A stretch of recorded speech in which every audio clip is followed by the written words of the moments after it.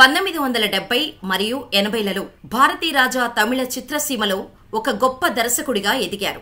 భారతీరాజా యొక్క మొదటి చిత్రం 16 వయత్తి నిలే భారీ విజయాన్ని సాధించిన తర్వాత అతను తమిళంలో అనేక పెద్ద హిట్ చిత్రాలకు దర్శకత్వం వహించాడు. ముఖ్యంగా పల్లెటూరి కథలకు ఆయన ప్రముఖ దర్శకుడు. ఈ పరిస్థితిలో తెలుగు అగ్రనటుడు చిరంజీవి భారతీరాజా దర్శకత్వంలో ఓ సినిమా ఆడిషన్ కు వెళ్లాడు. ఆ సంఘటనను ఇప్పుడు చూద్దాం. South Indian film chamber of commerce నిర్వహిస్తున్న యాక్టింగ్ స్కూల్లో రజనీకాంత్, చిరంజీవి, సుధాకర్ కలిసి చదువుకున్నారు. ఇందులో చిరంజీవి, సుధాకర్లు ఒకే గదిలో కలిసి ఉన్నారు.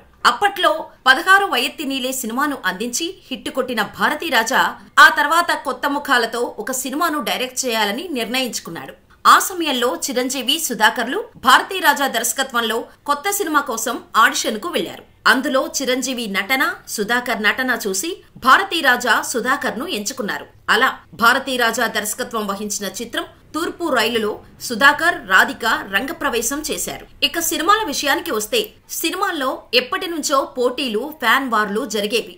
ఎంజీఆర్, శివాజీ గణేశన్ కాలంలోనే సినీ ప్రముఖుల మధ్య పోటీ మొదలైందని చెబుతారు. వాళ్ళిద్దరి తర్వాత అంతటి ప్రత్యర్థి నటులు అప్పటి స్నేహితులైన రజనీకాంత్, కమల్ హాసన్. వీళ్ళిద్దరూ పెద్ద నటులుగా ఉన్న సమయంలో వారికి ముప్పుగా పలువురు నటులు సినిమాల్లోకి వచ్చారు. వారిలో విజయకాంత్, రామరాజన్, సత్యరాజ్ వంటి నటులు రజనీ, కమల్లకు గట్టి పోటీగా ఉండేవారు. ఆ సమయంలోనే భారతీరాజా తూర్పు వైపు రైలు సినిమాకి సుధాకర్ అయితే ఆ పాత్రకు సరిగ్గా సరిపోతారని భావించి ఈ చిత్రంలో అతనిని ప్రధాన పాత్రలో తీసుకున్నారు. సినిమా పెద్ద హిట్ అయింది. దాంతో అప్పట్లో రజనీ, కమల్ లాంటి నటులతో సహా ప్రతి ఒక్కరూ తమకు పోటీగా మరో నటుడు వచ్చాడని భయపడ్డారు. ఆ తర్వాత సుధాకర్ సినిమాల్లో చాలా బిజీగా మారిపోయారు. వరుసగా సినిమాల మీద సినిమాలు చేయడం మొదలుపెట్టారు. కానీ సుధాకర్ వరుస చిత్రాలు, కథలు బాగోలేక విఫలమయ్యాయి. అంతేకాదు 1980లో విడుదలైన తై పొంగల్ సినిమా ఘోర పరాజయాన్ని చవిచూసింది. సినిమా చూసేందుకు వచ్చిన అభిమానులు థియేటర్ను ధ్వంసం చేసి వెళ్లిపోయిన ఘటన ఆ రోజు చెన్నైలో చోటు చేసుకుంది. కానీ అదే టైంలో ఎన్ఎస్ రాజేంద్రన్ మరియు బి కలేమణి దర్శకత్వంలో ఎంగవూరు రాసతి అనే సినిమా విడుదలైంది. సుధాకర్ అప్పట్లో చాలా పాపులర్ నటుడు. అంచేత అలా ఆ సినిమాలో హీరోగా నటుడు సుధాకర్ ని తీసుకున్నారు దర్శక నిర్మాతలు. ఈ చిత్రంలో నటి రాధిక ప్రధాన పాత్ర పోషించారు. తమిళంలో గొప్ప సంగీత దర్శకులుగా ఉన్న గంగై అమరన్ మరియు ఇళయరాజా ఈ చిత్రానికి సంగీతం అందించారు.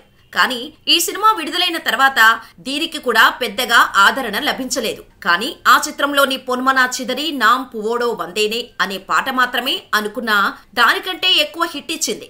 శ్రీలంక ఎఫ్ఎంలో దాదాపు 3 నెలల పాటు ప్రతిరోజు ఆ పాటను ప్రసారం చేసింది. అయితే సుధాకర్ మరియు చిరంజీవి స్నేహం ఎలాంటిదో చెప్పాలంటే చాలా ఉదాహరణలు ఉన్నాయి.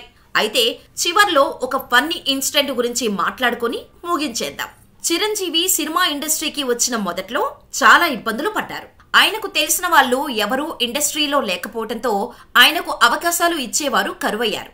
అయితే ఇండస్ట్రీలో సినిమా అవకాశాల కోసం ప్రయత్నిస్తున్న సమయంలో ఆయనతో పాటు ఆయన రూమ్మేట్స్ గా హరిప్రసాద్, సుధాకర్ ఇద్దరూ ఉండేవారు.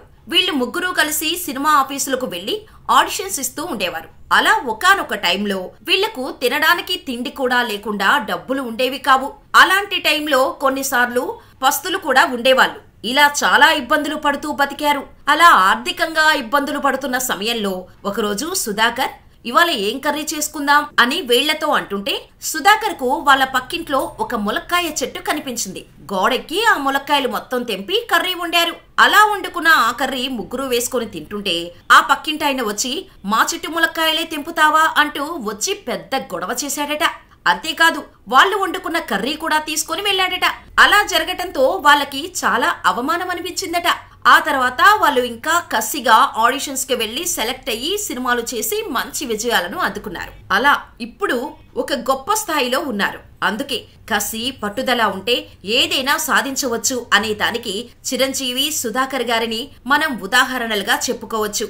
మరి సుధాకర్ గారి సినిమాలతో మీకున్న మెమరీస్ ఏంటో మాకు కామెంట్ చేయండి. అలాగే వీడియో నచ్చితే లైక్ చేసి మా ఛానల్ ని సబ్స్క్రైబ్ చేసుకుని పక్కనే ఉన్న బెల్ ఐకాన్ కొట్టేసి నోటిఫికేషన్ ఆన్ లో పెట్టుకోండి.